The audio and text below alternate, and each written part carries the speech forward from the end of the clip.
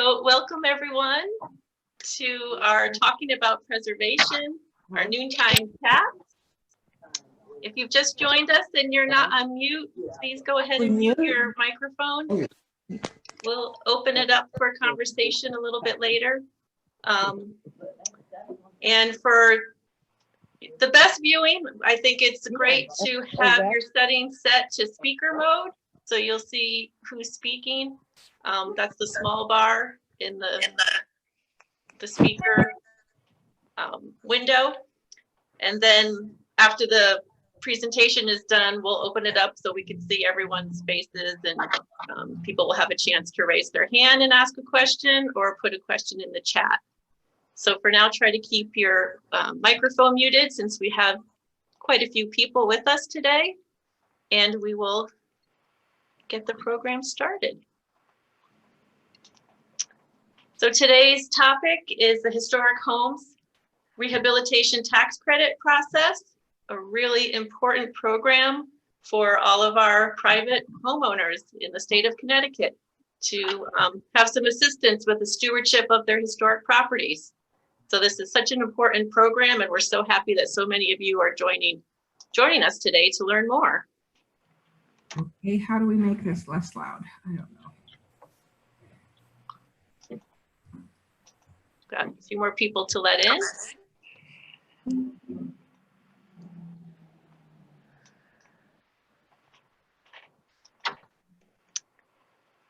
So a lot of you are new names to us. So we're so happy to see that we're reaching a new audience. So you may not know who we are. Preservation Connecticut is the statewide historic preservation nonprofit organization. We were established in 1975 by a special act of the Connecticut General Assembly as the Connecticut Trust for Historic Preservation. In January of this year, we started doing business as Preservation Connecticut. So we simplified our name and our brand a little bit, but not our mission. We have 8 staff members. I'm Jane Montanaro, the executive director. Chris Wiegren is our deputy director. We have 3 circuit riders who are our boots on the ground and out in the field. Whenever you have a phone call to us or an email, they're the first responders who come out and meet with you. And they're Brad Scheid, Stacy Vero, and Mike Farino. Also, Renee Trevere is in Preservation Services and Mills Making Places. Jordan Sorensen is our Development and Special Projects Manager, and Kristen Hopewood is our Development Assistant. Amazon has delivered significant returns, turning even a small investment. Oh, mute. Mute. Oh. Gotcha.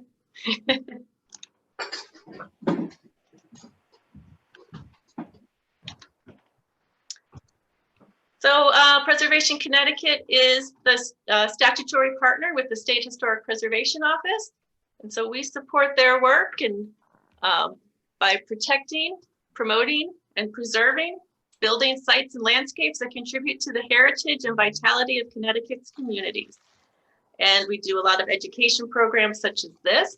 That's one of the most important aspects of our work, is to try to share stewardship and heritage protection tools with the community.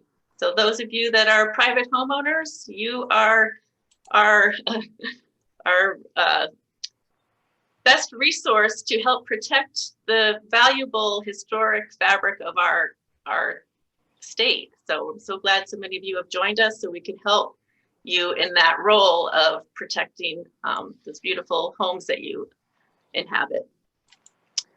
And this program, talking about preservation, is something that we started during COVID. So an effort to be able to stay connected with the community and have conversations like this. So we're really happy that there's so many of you here with us today. So feel free to ask your questions after Erin's presentation, and you can raise your hand or put questions in the chat and we'll try to get to all of them. So Erin Fink is our special guest today, and she is with the State Historic Preservation Office, and she administers the Historic Homes Rehabilitation Tax Credit Program. So Erin, I'm going to let you take it away. Thanks, Jane, and thanks Preservation Connecticut for having me. So I put here my email address because SHPO staff is working from home. We are hoping that everyone will email us and submit your applications electronically. Do you want to go to the next one? Oh, sorry. That's okay. So just some of the questions that I hope to answer in my presentation today.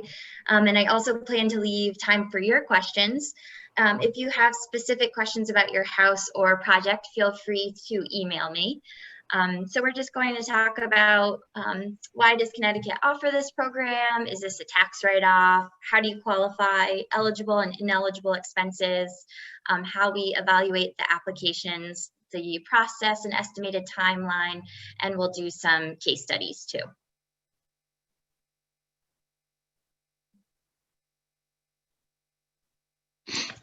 So the basics, this program provides a 30% tax credit on your historic projects. The tax credit maximum amount is $30,000 per dwelling unit, or $50,000 for nonprofit housing corporation.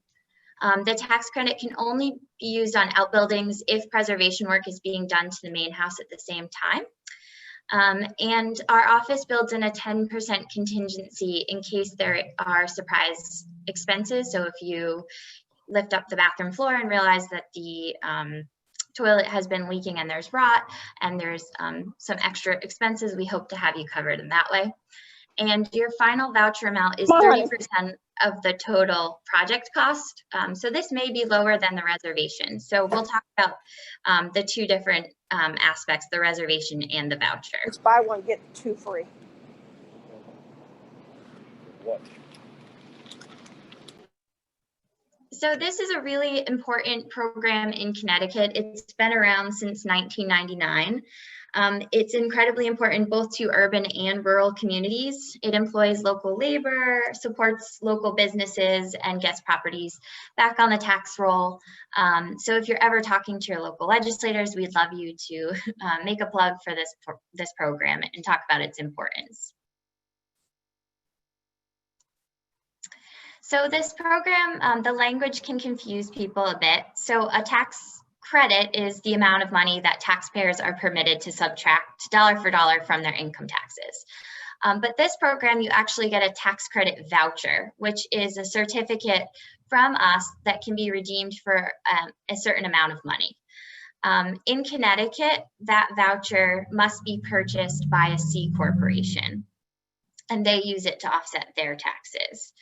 So you can once you get this voucher from our office, you can find a C corporation on your own.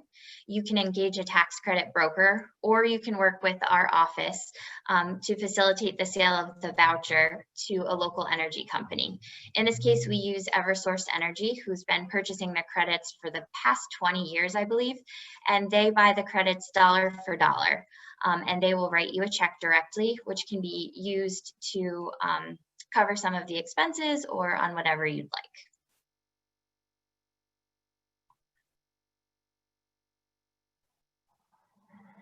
So in order to qualify, your historic home must be listed either individually on the National or State Register of Historic Places, or as a contributing resource in a state or national register of historic places district.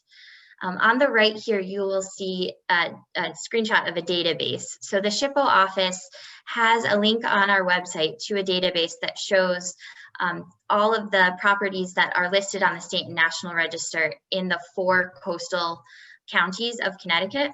The office is currently trying to digitize the top half of the state. So if you live in Fairfield, New Haven, Middlesex, or New London County, you can go on our website and check if your home is listed on either the state or national register. Or you can email our office if you live in Hartford County, and we can help you find out if you're listed and eligible for this program. Also, you must be a Connecticut taxpayer to use this program. So if your primary residence is in Florida, and that's where you pay taxes, but you have a second home in Connecticut, you wouldn't be eligible for this program in Connecticut. And you must also have a minimum of $15,000 of qualified expenditures for the property that you must pay for in full before you can receive the voucher. So some eligible expenses.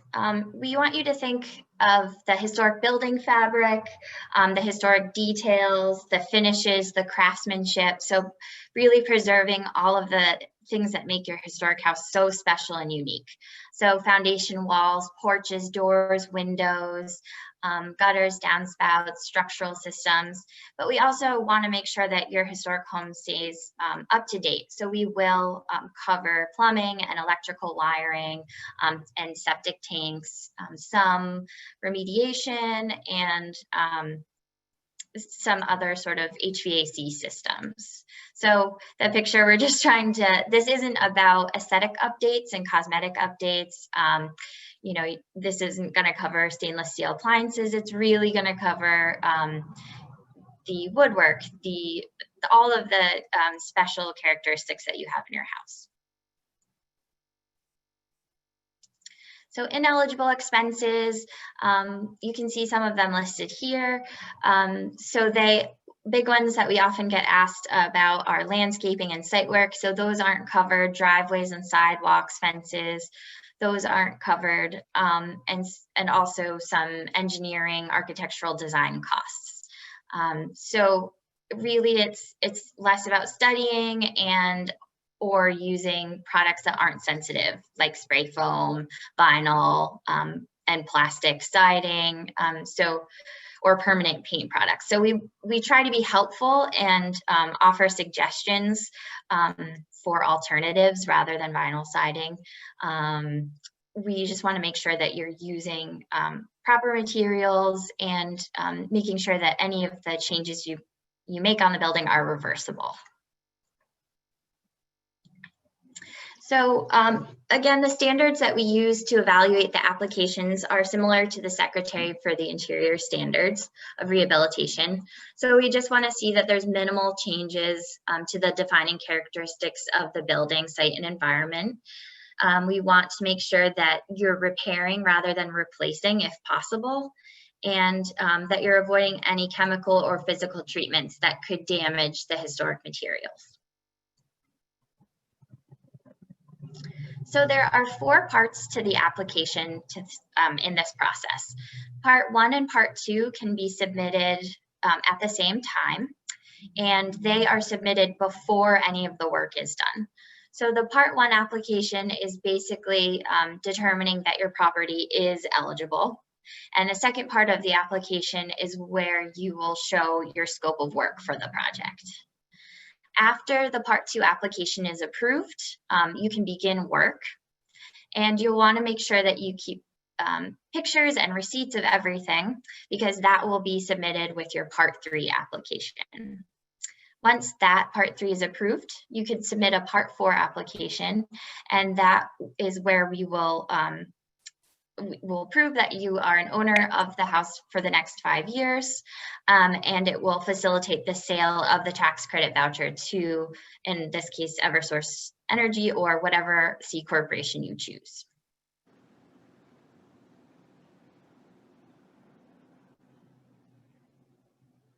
So I'm just going to go through really quickly the different parts of the application so you can see what they look like.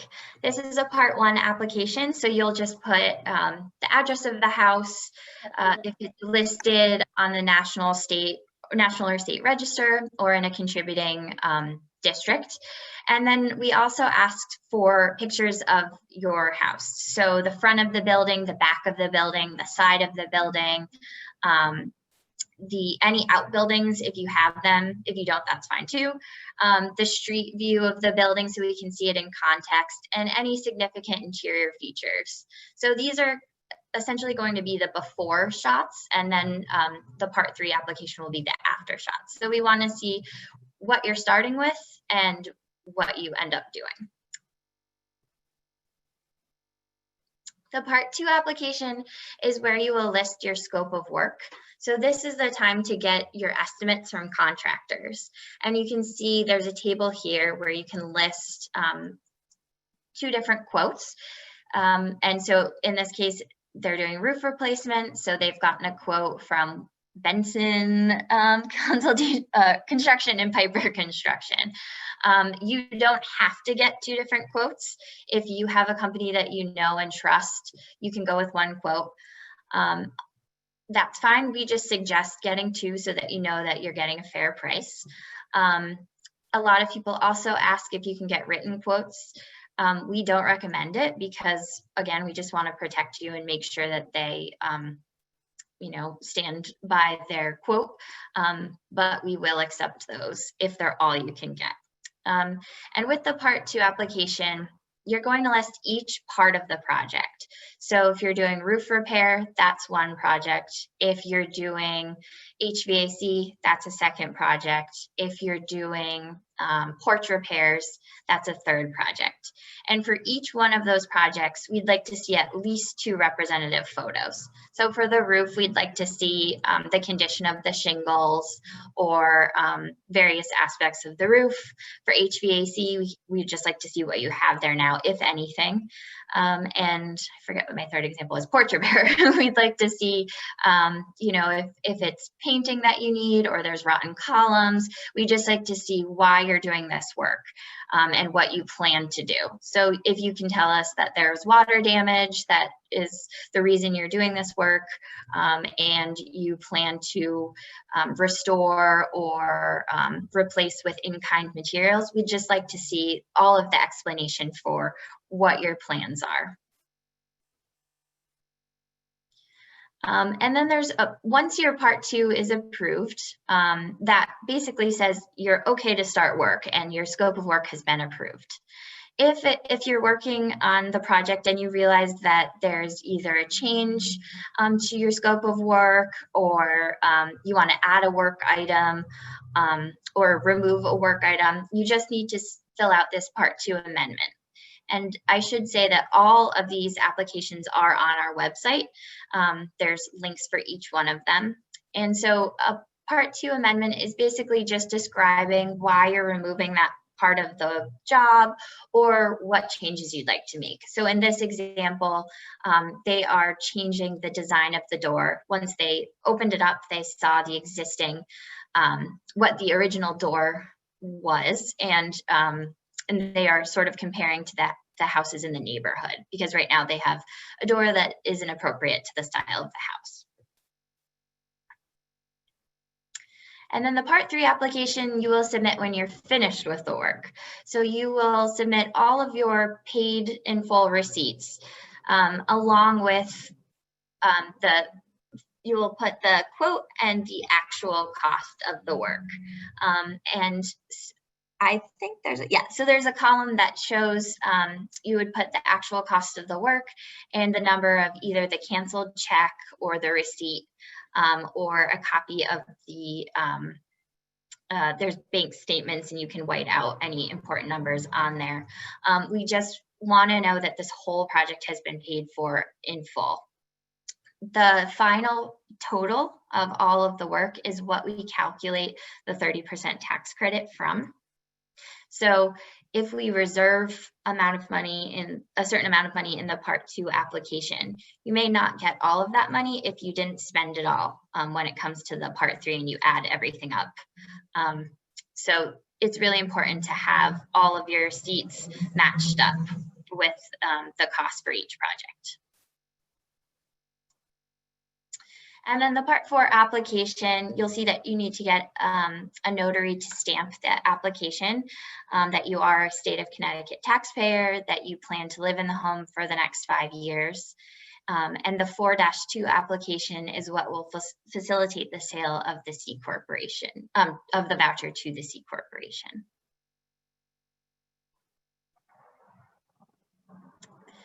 So the estimated timeline, the SHPO has 30 days to review each of the applications that you submit. I try to stick to at least reviewing them in about 2 weeks. Recently, we've had a boom in the program, I think because it's the building season, so some have taken a bit longer, but I really try to move as quickly as possible. Like I said, the Part 1 and 2 application can be submitted together. And then once the Part 2 is approved, it really is up to you and your contractor how long it takes. But you do have up to 5 years to complete the proposed work before any of the voucher or the reservation will expire. And then once the work is completed, I will work on the Part 3 application, which is, we have 30 days, but I again try to get that done as quickly as possible. And when you submit the 4 and the 4-2 application, and we submit those to Eversource Energy, it typically takes them between 1 and 3 months to issue the check. One thing to keep in mind, though, is that we take bundles of all the finished projects and give them to Eversource 4 times a year. So I think it's on a quarterly basis. So you'll just need to plan for that if you submit it in October, but we don't submit the bundle to Eversource until December, there may be a few months that you would just have to wait for.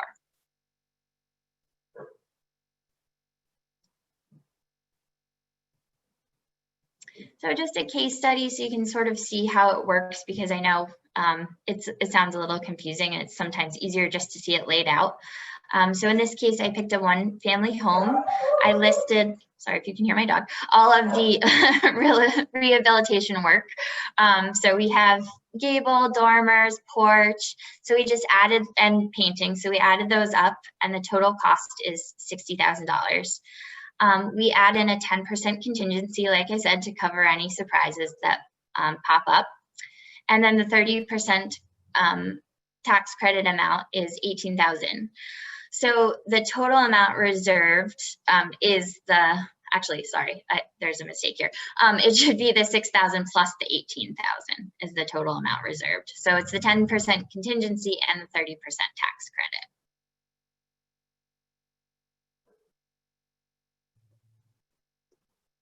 So this is a really tricky policy that I am still not great at explaining. So if Julie wants to chime in at any point. Basically, I think in 2015, there was a policy that was added that says eligible projects to the program must include a rehabilitation plan that proposes more than 65% of the total qualified rehabilitation expenditures for the undertaking that can be directly attributed to the long-term preservation of historic building fabric.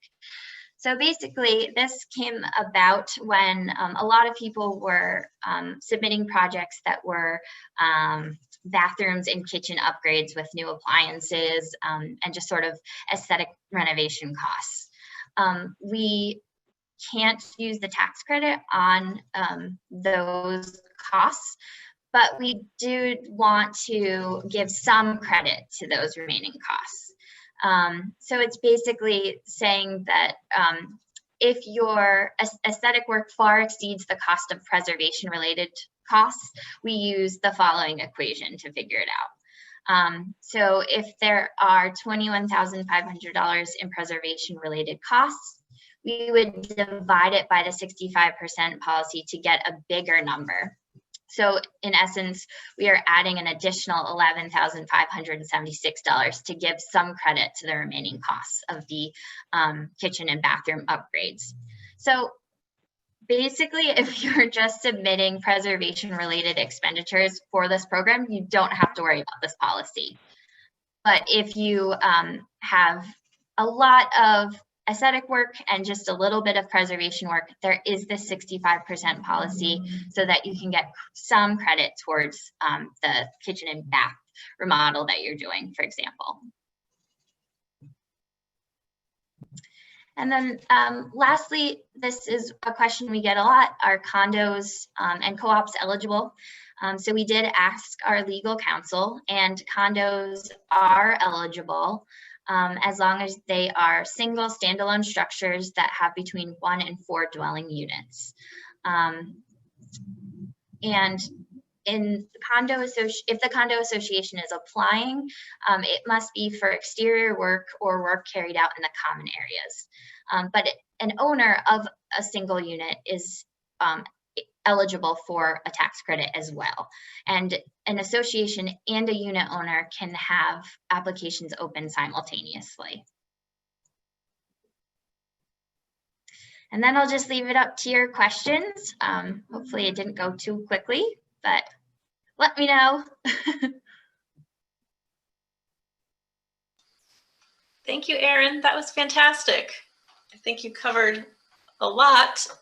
I just wanted to point out that what a great partner Eversource has been in purchasing these tax credits. They purchased larger tax credits too, also for big rehab projects, and their partnership in really facilitating getting the full value to the property owner makes the program work. So Absolutely. shout out to them for really being good partners with that. Yes, definitely. We can't thank them enough. So I'm just looking at the chat. They asked if it's possible to get a copy of the program, and it looks like you put them on YouTube and Facebook. Yep, and we can also send the PDF of the slideshow too. So they'll have the slide deck as well. Great.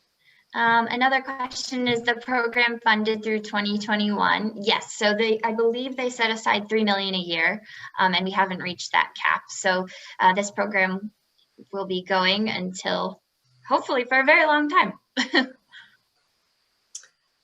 There's a question in the chat room about a bed and breakfast. If they run a B&B, are they eligible? Since that's a business, I don't think they're eligible for this program, but they may be eligible for another program from our office. So if she wanted to send me an email, I can connect her with the right person. Hi, all. Is it okay if I just ask a question directly? Sure. All right. This is Aaron Gill. Aaron, I've got two quick questions for you. You mentioned the 10% contingency. Is that still added if the max credit is already? So, you know, if 30,000 is the max and you're applying for the 30,000, do you still add the 10% contingency on top of that? We can't. So the maximum tax credit is $30,000. That's only if you're under that threshold. Okay, that's kind of what I assumed, but worth clarifying.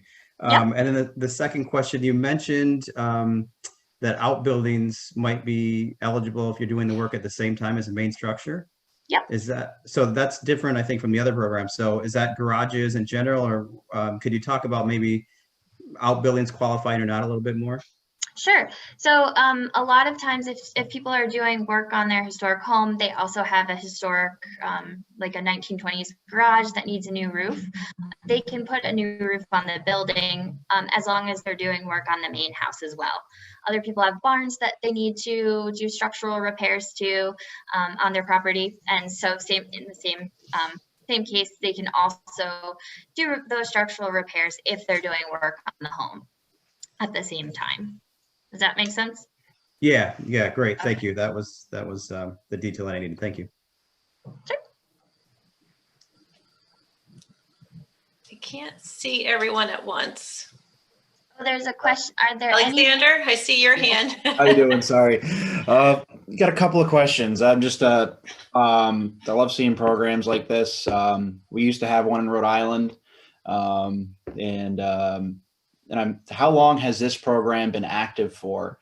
Because I know Rhode Island's ended in 2008, and it was fantastic. It was wildly popular. But I think it started in 1999, and it's been going strong ever since. that's great. I'll have a cap for a number of applicants for it at all? No, I believe they set aside $3 million as a cap for the amount of reservations we can make, but I don't think we've ever hit the cap. Gotcha. And one final question. I do historical paint analysis here in New England. Mm-hmm. Would that, if I were to suggest this tax credit to one of my clients, would my work be eligible? I think because it's technically a study, it wouldn't be eligible. But if they were to do painting after they got the study done from you, that would be eligible. They usually do. There you go. And they want me to do the work, and then, oh, next week the painter's coming. But that's another story. Thank you very much.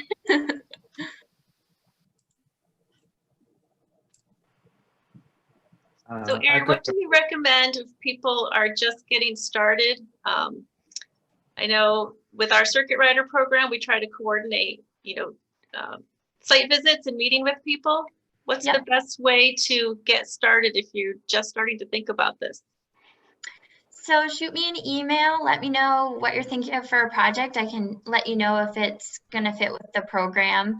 I can look up if your house is registered. And then if you can take some photos of the house and the work that you're thinking of, that will be really helpful for me too. We don't make site visits for this program, so any images that you can provide are so helpful for me to get an understanding. So that's where the circuit riders can help, because we will make site visits. Yes. We're very safe COVID wise, and we don't typically go inside private homes, but we can meet with homeowners on site and take a look around the exterior and provide some guidance and help with those photos and things that Aaron needs. That would be great. Yes. So one of the questions, are there any programs for homes on local historic district inventories? So I believe The if other you're, weird thing that's going on is that I have to hide from Walter now. Why? I believe if you're in a local historic district, you are on the state register, but inventories are different. Those properties are not necessarily on the state or national register. So I would just have to check if you can send me your address. That would be really helpful. I can look it up for you. Okay, I've got a question. So I'm working, well, actually, there's a house built in 1782, which has been renovated within the last year. But there is a barn, that barn was built in about 1865, and it's been empty for many years. And I've taken a few people through there, a couple of contractors and a construction engineer, and they said, this barn is in really good shape. And the original stone foundation is there, and it's quite I say it's been empty for a number of years, but the contractors say, I've rehabilitated barns that were worse than this. So I'm very curious about that. And what I would, the question was, okay, so if I get the house established on the, to the program, and then we could use some of the funds to renovate the barn, possibly. Right. So if you're doing work on your home, you can put those costs in, and then if you have costs associated with the barn, you can add those costs, and we'll take the total of the two and calculate the tax credit based on that total. Okay, that's good. Thanks. Yep. So Renee says, does the part one in this program function like the part one for the HRTC, in that with SHPO determination of eligibility, a part one can be submitted with a nomination to either SR or NR? Yes, so I believe that if you are eligible and you have a nomination going before either the HPC or the SRB boards, you are eligible for the program. And HPC is Historic Preservation Council. They meet the first Wednesday of every month. They approve the State Register of Historic Places nominations. And the SRB is the State Review Board. I think they meet quarterly. And they approve the National Register of Historic Places nominations. Great, thanks, Erin. Yep. And hi. Hello. Marcus Ordonez has his hand raised for a question. Hi, Marcus. Hi. Hi, Erin. How are you? Good. How are you? My question is the program a one-time thing? So if we apply, get approved, complete the project, and then in a few years, the roof needs to be worked on then, but not now, could we apply as well, as long as we meet the $15,000 minimum? Yes, so you can use the program as many times as you'd like. As soon as you finish and have your Part 3 application approved, you can start on your next Part 1. So a lot of people phase the work. If they have $300,000 worth of work, they'll sort of bundle it with what's a priority up front, and they'll do that application first, and then they'll just keep moving through their list with subsequent applications. Great, thank you. Yep.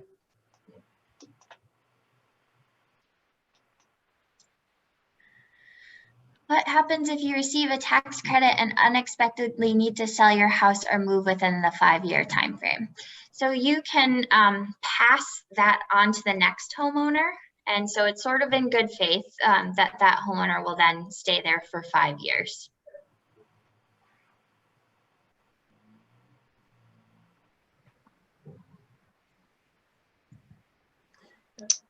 Aaron, I'll just ask another question so we have a little time. You mentioned on the slide of ineligible costs, it said window conversions not eligible.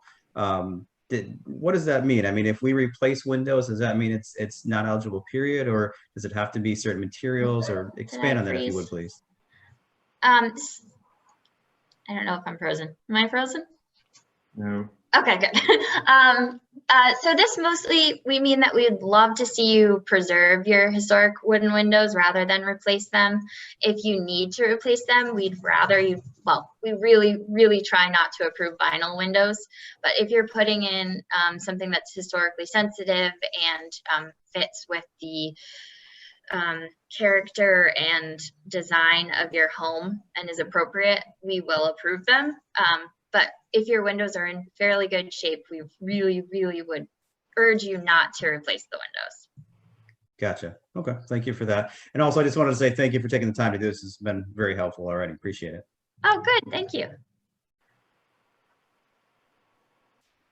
And we do, Preservation Connecticut does occasionally run a window restoration program. We have a partnership with a workshop, and pre-COVID, we had a program set up so we can help train homeowners and demystify some of the work that goes into maintaining historic wood windows. And we found that people have really enjoyed the training and have found that then that gave them the tools that they needed to either restore some of the windows themselves or to be better informed in hiring someone and not being talked into replacement windows so quickly, having the knowledge and understanding what goes into reglazing and repairing. They felt more confident in talking to a contractor and really getting the repairs done rather than a replacement. So look for those workshops in the future. We are definitely bringing those back. Definitely. I think a lot of contractors will try to talk you into replacing the windows because it's cheaper and it'll be more efficient in the long run. So just try to push them to restore the windows.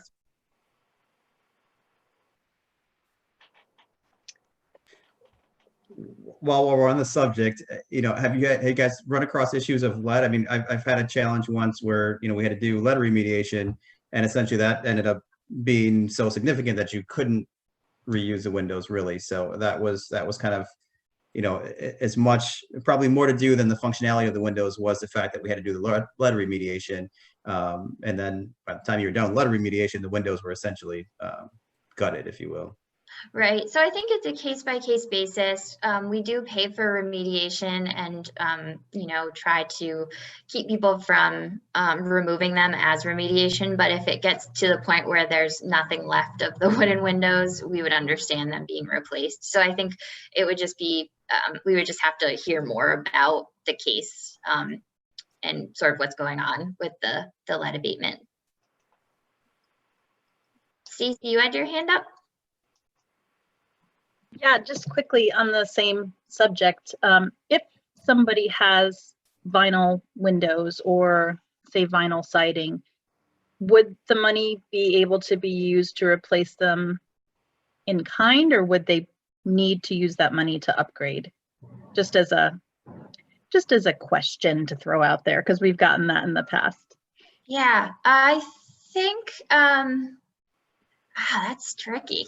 Because it's not a historic material, I'm not sure if this would really apply to them. Can I find out more information and let you know? Yeah, I didn't mean to trick you. It's just No, that's it's a good one. that's I the need to question we learn. get. Thank you. Yeah. Or Mary or Julie, if you're on and you know, that would be, yeah, Mary. Well, I mean, the point is the tax credit is to incentivize appropriate rehab and restoration. So I never gave a tax credit for replacing vinyl with vinyl. We don't see a lot of it though. But yeah, I would say that's a no from if I were doing it. But just remember, it's an incentive for appropriate restoration and rehab. Thank you. Thanks, Mary.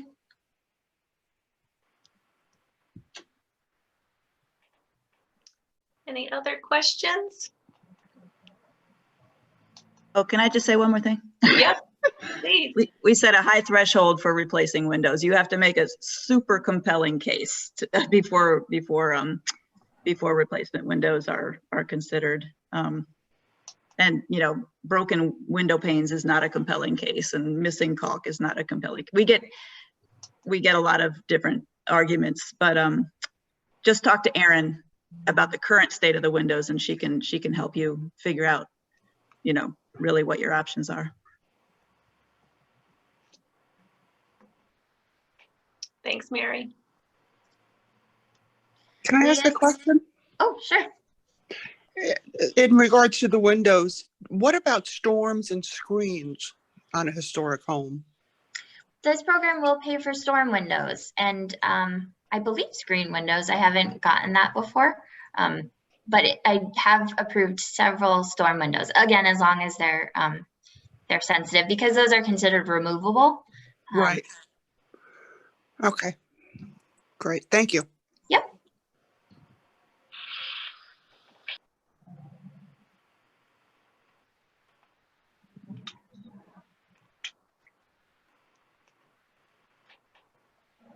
We still have a few minutes if anyone else had a question.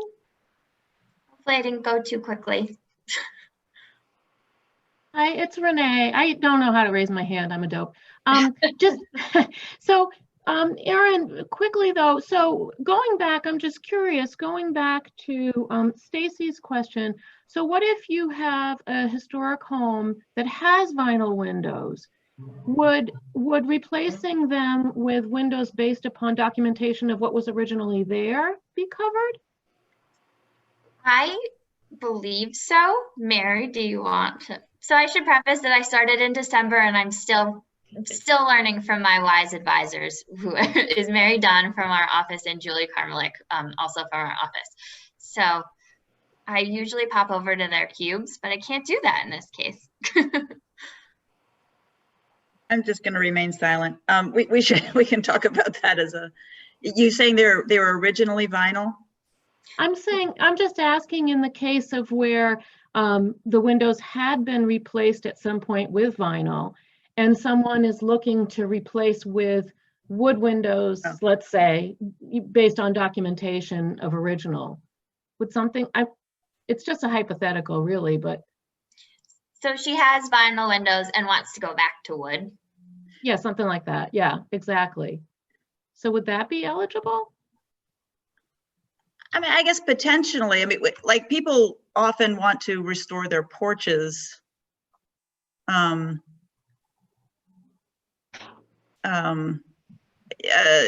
guess it would be a case-by-case basis. It really depends.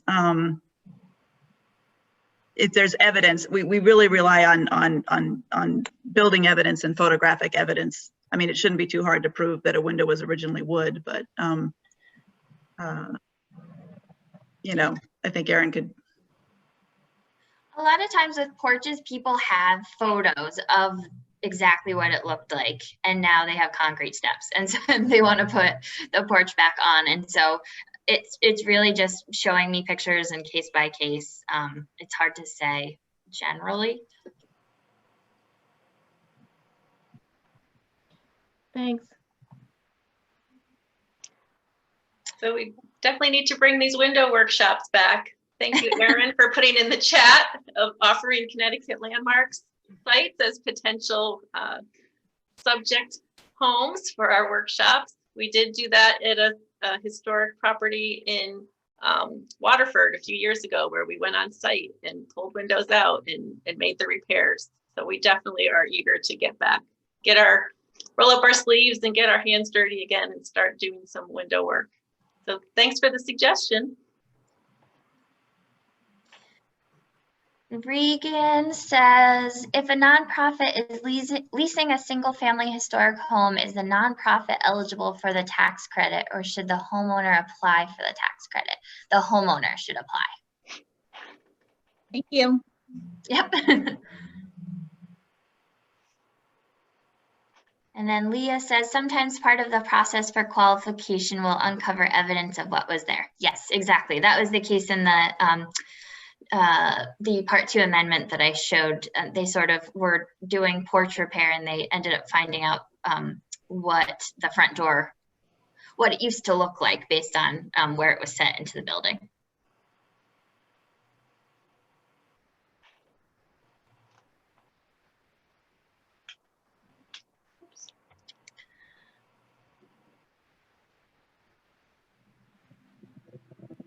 Anyone else still have questions that they need answered?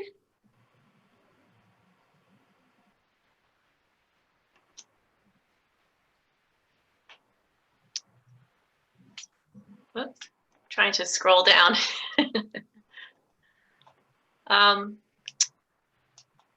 Well, you can always reach out to Erin directly, or Preservation Connecticut Circuit Riders. We're all here to help you with your projects and your questions and get you started on figuring out what the best scope of work is for a tax credit project like this, or figuring out if you're on the state register or national register and how to get listed. There are lots of questions we know, and we're here to help you sort those things out. And Erin is very accessible. Her contact information is right there. And Preservation Connecticut Circuit Riders are very accessible and happy to help with any questions that you have. Definitely. It's so nice to have the circuit riders, and we work closely with them. We make a good team. Yes. And programs like this are only possible with support from our members. Like I said, Preservation Connecticut is a nonprofit, a statewide nonprofit, so we rely on our membership donations as well as our state support. So thank you all for joining us and for your membership. And like we said, we'll send out this slide deck because there are some resources here too that I'm sure you'll be interested in. Jane, this is Leah. I just wanted to shout out that Connecticut Preservation Action is a lobbying group and one of your partners that helps ensure that this program remains part of the state toolkit for preservation. So it's another group to support so that we can support you. Yep, absolutely. We need to keep reminding the legislators of how important these programs are for the homeowners, for the medium and large size development projects, and for the direct funding that comes through the Community Investment Act. And that's why your membership with Connecticut Trust is so important too, because we build that base of supporters to help advocate at the state legislature for these important programs. So between Preservation Connecticut and Preservation Action, we've got a good advocacy grassroots base. And so next week, we're going to hear from one of our Community Investment Act colleagues, the Farmland Trust. Elizabeth Moore from the Connecticut Farmland Trust will be joining us. So we're excited to hear updates from them. And I want to thank you so much, Erin, for joining us. Thanks for having me. Great to see you. It's such a good program that you have. All right. Thanks everyone. Everybody. Have a great day. Erin. Thank you. Thank you.